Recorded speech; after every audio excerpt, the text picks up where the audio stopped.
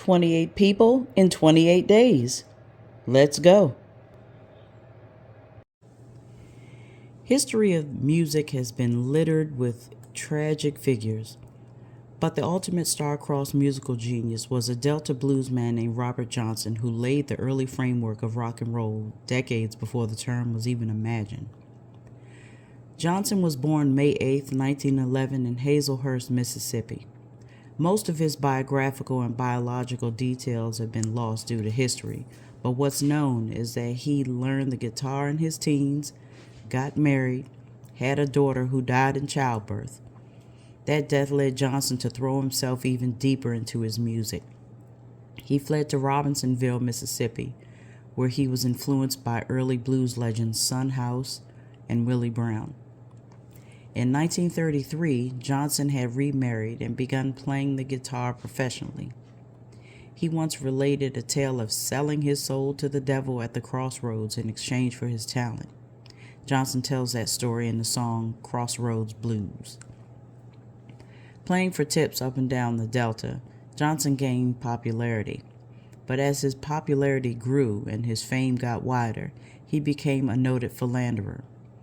He would also walk off stage in the middle of performances, never to be heard of or seen again for weeks at a time. In 1936, he was put in contact with Columbia Records talent scouts. They then took him to San Antonio, Texas, where Johnson recorded classics, including Sweet Home Chicago, There's a Hellhound on My Tail, and his signature song, Terraplane Blues. Johnson began to tour nationally and became known for his unique voice and halting guitar riffs. But in 1938, as the legend goes, the devil caught up with him. While playing at a juke joint, he flirted with a woman whose husband became jealous, and the man laced Johnson's whiskey with strychnine. Although he became violently ill, Johnson played until he collapsed.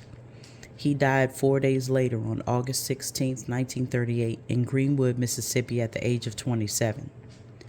Although conflicting stories say he survived the poisoning and died later of pneumonia, we'll never really know.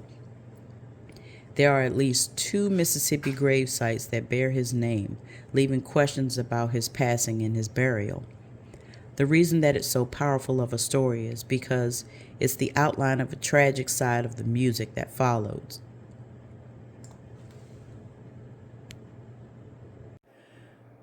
I shared my knowledge with you, and now it's your turn.